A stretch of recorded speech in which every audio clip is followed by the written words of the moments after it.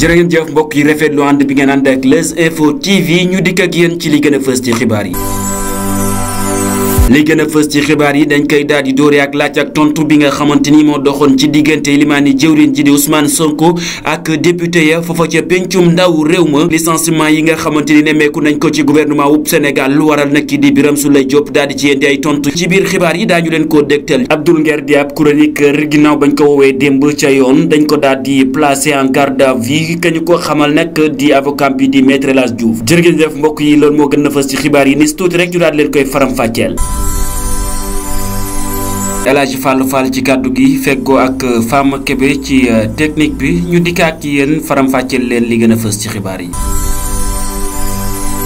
jërë ngeen jëf mbokk yi comme ni ñu leen ko junjee woon ci boppu xibaar yi noonu la ñuy daal di dikkee faram-fàcceel leen ko ñu daal di koy doore ak laaj ak tontu bi nga xamante ni moo doxoon ni ki démb yamook fukki fan ak ñeent ci weeru avril ci atum ñaari junni ak ñaar fukk ak juróom kii di limaani jëwriñ ji di Ousmane Sonko demoon foofa ca Assemblée nationale maanaam pencum ndaw réew ma ngir séq ak laaj ak tontu ña nga xamante ni ñoo di député yi waraloon nag ay laaj yu bare bari daal di fay juddoo kii di Papa Djibril Fall moom itam daal di sampaay laaj. jàpp naa ne yow benn noon nga war a am mooy ku noonoo réew mi mais lépp loo xam dafa jëm ci yow jàpp nañ ne war nga ko mën a jéggale bu fekkee ne comprendre nañ fii nga xamante ni foofu la réew mi toll.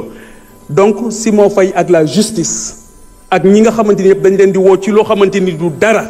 parce que li nga wax fii léegi ci wàllu justice jàpp naa ne on est en train de redéfinir même la nature de notre régime. Pendant longtemps, on a décrié une administration judiciaire. Aujourd'hui, on va aller vers un véritable pouvoir judiciaire. Loolu lañ doon xeex. Et pour man ce pouvoir-là, dañ ko war a gën a conforter, war ko gën a liggéey bu baax. C'est pas un pouvoir des juges. Loolu tamit gars yi nga xamante ni souvent ñoom ñooy nekk complètement à côté de la plaque ñoom ñoo koy nekk di wax. Donc loolu la ñu jàpp ne dafa nekk ay problématique yoo xamante ni war nañ ci taxaw bu baax a baax daal di dimbali li nga xamante ni moom mooy encore une fois ndaw ñi dooleel leen dimbali leen parce que tey jii Sénégal on parle de déguerpissement des jeunes yi nekk ci marché yi mais c'est la première fois dans l'histoire du pays où on parle de déguerpissement te kenn déggul ñu wax recasement il faut qu'on parle de recasement bu ñuy déguerpir beneen bi mooy la problématique des marchés benn borom xam-xam day wax ne boo demee ci dëkk boo bëggee xam ni waa dëkk ba mel njëkkeel ci marché bi nu marché bi mel moom la dëkk bi mel te sunu marché yëpp tey ku ci am ndomba tànk dootoo dem ci marché yi dootoo fa nduggee dootoo fa lijjanti parce que xam nga ne marché yi nekkul aux normes donc il faut qu'on travaille sur un vaste programme de réhabilitation des marchés jàpp naa ne loolu tamit dafa nekk farata ci fi nga xamante ni foofu la Sénégal toll. ginnaaw bi lépp laaj kii di limaani jëwriñ ji di Ousmane Sonko indi na ci ay tontu. dee leen wax loo xam ne dañ naan 1+1 = 2 constitution article wax na lii est-ce que mooy nañ ko. dee leen dellu si noonu ci politique parce que sinon da ngay ni nekk di lëndëmal askan wi ci wax yoo xam ne amul bopp amul genn la justice elle doit être rendue la justice a été discréditée depuis plusieurs années loolu du lu ñuy nëbb lu Sénégal yëpp d'accord la majorité des acteurs de la justice d'accord nañ ci magistrat avocat greffier ñëpp d'accord nañ y a un problème kon loolu lu ñuy waxati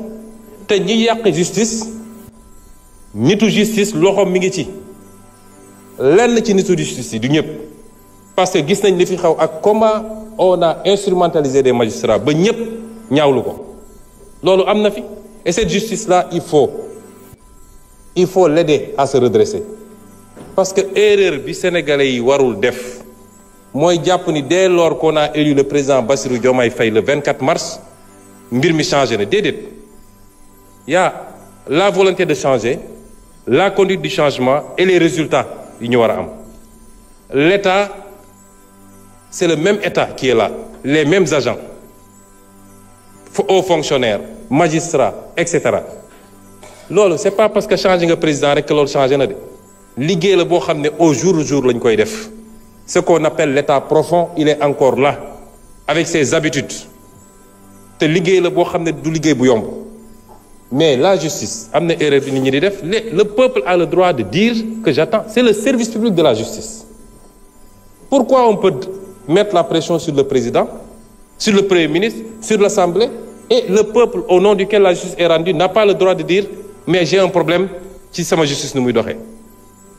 Au nom de quoi? On dit le temps de la justice n'est pas le temps des hommes. Le temps de la justice est le temps des hommes, parce que la justice est rendue au nom des hommes. Et en matière de justice, il y a un principe qui est important, la célérité. La justice doit être rendue avec célérité. Ça, c'est un principe fondamental du droit. Mën nañ ci poursuivre sax des magistrats lorsque par leur négligence dossiers yi dafa nekk ba peut-être sax génn ci dugg ci délai de prescription yi. On peut poursuivre disciplinairement des magistrats. Tey bi ñu jóg ñëwee gars yi def inventaire laaj leen dans les cabinets d'instruction ñaata dossiers lañ fa fekk, des milliers de dossiers qui dorment là-bas depuis longtemps. On peut trouver des justifications, peut-être amuñu suffisamment d'effectifs, peut-être les conditions de travail, mais en tout cas de cause, la justice doit être rendue avec célérité parce que le citoyen doit pouvoir connaître son sort rapidement et la société doit pouvoir être édifiée sur le sort du citoyen. Est-ce que yoon la ñu ne nit jàpp nañ ko pour une banalité mu def 10 ans ñu ne mi ngi instruction? Est-ce que vous voudriez être dans cette situation vous? Kon yéen opposition da ngeen di ut fu ngeen di langaamu da ngeen amatul argument. Nee nga que actuellement dañuy dal ci kaw nit ñi. Gis nga la liberté d'expression. Constitution moo consacré la liberté d'expression. Est-ce que xam nga ban article moo ko wax ci constitution bi ak lan la wax? Je suis sûr que xamoo ko liroo ko. L'article 10 de la constitution dafa ne chacun a le droit d'exprimer et de diffuser librement ses opinions par la parole, la plume, l'image, la marche pacifique, pourvu que l'exercice de ces droits ne porte atteinte ni à l'honneur, ni à la considération d'autrui, ni à l'ordre public. Ni à l'honneur. Parce que ce qui se passe actuellement, cette opposition-là, nga xam ne ñemewuñu parce que xamante nañu ñoom ñooy dem jël ay xale yoo xam ne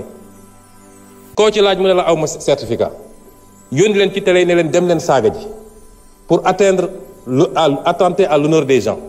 pour attenter à la dignité des gens, à la considération d'autrui et à l'ordre public. Et vous croyez que ça dinañ ko bàyyi muy dox au nom de la liberté? Moi, je vais vous dire une chose. Ba fi mu toll nii je ne me suis jamais intéressé à ces questions. Lu xew ci réew mi ñu ne Sonko la. Je n'ai jamais fait arrêter quelqu'un. Le ministre de la Justice est là. Je n'ai jamais dégg naa même ñi ñu jàpp ci affaire dossier xaalis ak nangam ñu ne Sonko la. C'est pas moi. Damay xëy di gisandoo ci presse bi ñëpp ni jàpp nañ diw. Mais sur ces questions-là, je vous dis qu'à partir d'aujourd'hui, j'assume parce que man lu ma dugg rek ngeen xam ne dugg naa. À partir s'il vous plaît. Parce que ce pays duñ ko seetaan te gis nga ñi ngeen di sacrifier wujaaw yi ngeen di yónni ñuy dem di saaga ñoom seen cadre nañ ko régler rapidement. Mu des nag xanaa yéen opposants yi ponkal opposants yi nekk seen kër yor seeni milliards di joxe di fay ay loyer pour nit ñi saagal leen xanaa dañu génn ñeme léegi bis bu ñu effacer ñoo ñëpp ils prendront leur courage pour sortir et on les attend parce que nag yéen a ngi woo ci terrain bu ñu xam ñun terrain bu ñu mën ñoo leen ciy xaar. Ensuite, vous citez le cas d'un journaliste. Des journalistes qui reprennent soi-disant des articles. Est-ce que xam nga ce que la loi a dit? Vous êtes journaliste. Le responsable principal, c'est le rédacteur en chef ou le directeur de publication? C'est lui le premier responsable. Tu prends un article, tu dis policiers yi ñu bëgg a génne dañ leen fiy génne dama joxe benn misaal dañ leen fiy génne parce que on veut aller prendre des rebelles du FDC remplacer leen ko ngeen ne loolu dañ ko bàyyi mu jàll. ñu desandi ca pencum ndaw réew ma ginnaaw ba nga xamante ni nag kay laaj yu bari mu ngi samp jóge ci licenciement yi nga xamante ni nemmeeku nañu ko ci réew mi waral nag ñu daal di cay samp ab laaj kii di Birame Souleye Diop daal na ci yéen ay leeral. wàllu li ñuy wax licenciement li ma ciy indi ci tontu benn bi mi ngi jëm ci port autonome de Dakar ci port autonome de Dakar li nga xam ne bii ministère du travail dajale na ko ci information mooy que ci compte rendu bi nga xam ne bi inspection du travail def na ko ci licenciement yi ñuy wax ñaari licenciement moo ci am pour faute lourde yi ci des 725 cas de contrat à durée déterminée contrat à durée déterminée mooy contrat boo xam ne bi ñu koy xaatim dañ ko wutaloon app boobu ala kulli xaal saa yi su jotee contrat ba jeex na ki lay liggéeyloo mooy seet ndax li nga ko doon liggéeyal liggéey baa ngi fi ba léegi ndax am na soxla bi ndax jëmm ji ko doon liggéeyal war naa mën a continuer liggéey boobu dëgg la yoon moo wax article 41 ci code du travail L41 ne contrat à durée déterminée mën nañ koo toggaat beneen yoon mais mën ta weesu ñaar yoon ñu koy togg saa su amee day nekk contrat boo xam day dem ba retraite fekk la ca mais lii am fii ci port autonome de Dakar mooy information bi ñu fi yor ne contrat yi lii moo taxoon ñu jeexal ko ci wàllu yeneen situation yi damay ñëw ci ministère de l'énergie 1981 dafa am benn arrêté boo xam ne dafa indi woon lu ñuy wax benn caisse d'avance boo xam ne 50 millions la woon caisse d'avance boobu dafa waxoon métier yi nga xam ne bii mën nañ ci def liggéey yi nga xam ne mën nañ cee fay ci caisse d'avance bi mën nañ ko ci rapidement moo nekkoon paiement de frais d'analyse achat de fourniture de matériel de bureau acquisition de véhicules achat de carburant entretien de véhicules ak salaire du personnel temporaire lii la arrêté boobu waxoon ñu jóge fa di am ay recrutement yoo xam ni ay contrat à durée indéterminée la sur la base de cet arrêté là mu nekk première violation de la loi deuxième bi mu nekk ay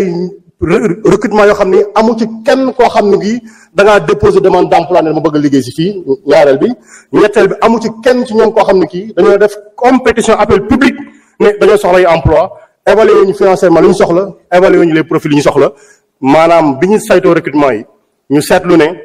298 personnes la ñu recruter ci fonds boobu te fonds bi di woon loolu di woon liggéeyam tey liñ ci fay ci fonds bi mi ngi toll ci 1 milliard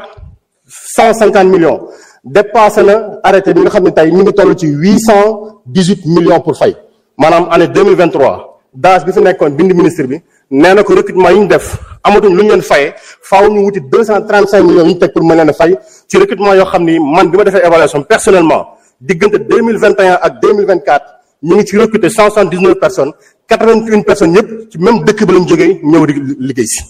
lan moo tax ñu bàyyi beneen dëkk lan moo tax ñu war a fay lan moo tax man ma ñëw war a fay contrat yoo xam ni inspection du travail validé wu ko visé wu ko benn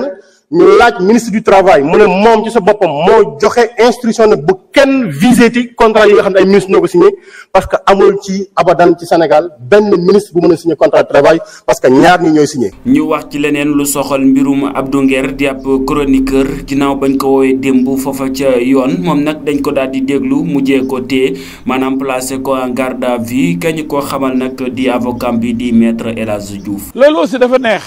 ndax. Abdou Nguer dafa am ko jël turam def ci Abdou Nguer sunu moom ba pare ni dafa waroon a am autopsie waaw kooku du Abdou Nguer day jàpp nañ ko indi nañ ko léegi xanaa ko waroon nañu bàyyi Abdou Nguer bu ñibbi këram mais même bu fekkoon ne Abdou Nguer moo ko wax Sénégalais bu dee am nga droit ni boo sañoon ñu def autopsie ci kenn ku dee loolu du infraction di loolu est-ce que nouvelle fausse nouvelle la kii wax loolu téye nañ ko xamul ñu koy def ëllëg mais taxaw wax ni sax bu ma sañoon ñu def autopsie ci diw bi fi jógee loolu du infraction loolu est-ce que division de loolu est-ce que génne bataaxal boo xam ne taxawul la wax sa bëgg-bëgg la liberté d'expression en démocratie wax li nga xalaat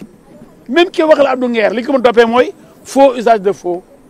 ndax dafa ñëw mbubboo turu Abdou Nguer. jërë ngeen jëf mbokk yi di rafetlu ànd bi ngeen ànd ak Les Infos TV ñu leen di jox dig daje ci yeneen i xibaar.